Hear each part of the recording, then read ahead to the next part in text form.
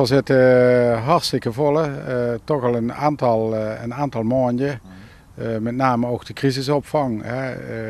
Bedoeld echt ook voor mensen die in een crisis zitten omdat ze plotseling geen woning meer hebben.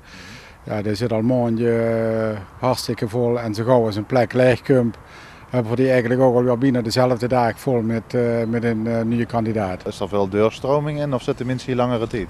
Nou, in de crisisopvang zitten mensen in principe maximaal 12 weken. En we hebben nu dit jaar, vanaf 1 januari, hebben we al 70 verschillende personen in de crisisopvang gehad. We hebben er 24 plekken en dat kunt wel uit afleiden dat er toch een behoorlijke doorstroom in zit. En dat is ook de bedoeling natuurlijk. Niet dat mensen hier permanent blijven wonen. Kunt je wat voorbeelden geven van wie mensen in problemen kunnen komen? Nou, wat tegenwoordig nu toch veel speelt is de economische crisis die ook ertoe leidt dat mensen hun baan kwijtraken. Wat ze tegenwoordig veel zien is dat mensen met tijdelijke contracten hebben. Nou, dan valt de baan weg, werd het contract niet verlengd. Krijgen ze problemen om de huur te betalen.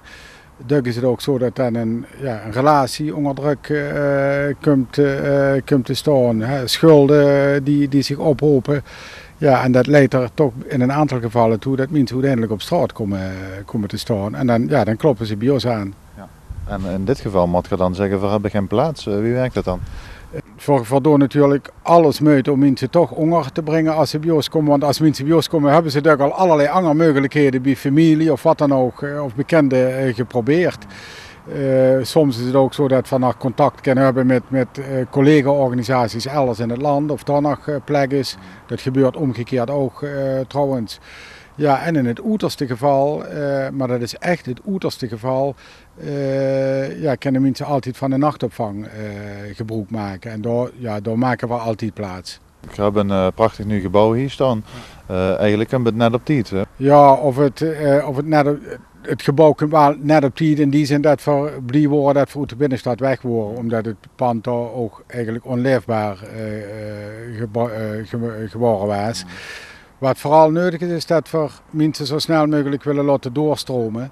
En daarvoor is nodig dat er en woningen beschikbaar zijn. Nou, dat is tegenwoordig ook lastig, want het gaat toch veel om mensen met een klein beurs. Nou, die woningen zijn ook maar beperkt beschikbaar. En dat we begeleiding nog gegeven kunnen worden. Mensen hoeven niet allemaal hier te wonen. Mensen kunnen natuurlijk ook gewoon in een zelfstandige woning wonen. Maar dan moet er wel begeleiding beschikbaar zijn. Dat er toch eens een paar keer in de week eens even langs gaat om te kijken of alles nog naar wens verloopt. En ook die begeleiding, dat werd ook steeds moeilijker om die gefinancierd te krijgen. Is dat het grootste probleem, de financiering? Is het zo dat je eigenlijk nu een maximale capaciteit hebt van wat je zou aankennen als organisatie? Ja, we zitten wel op onze max nu. En dat geldt niet alleen voor het gebouw wat hier staat, voor ook nog panden in Venlo en in de gemeente Leudal en in Sittard-Geleen. En het zit allemaal hartstikke vol. Voor de duidelijkheid, hoe wordt je door gefinancierd?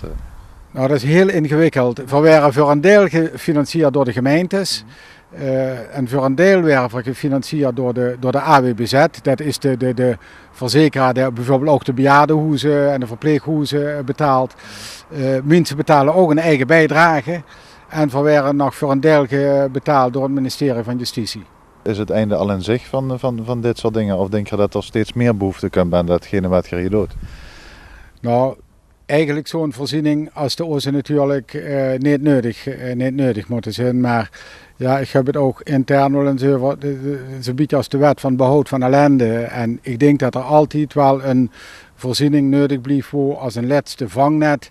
Waar mensen terecht kunnen als ze nergens anders meer onder daar kennen. En dat laatste vangnet, dat wil het Moveo toch wel blijven bieden. En ik denk ook dat dat nodig blijft.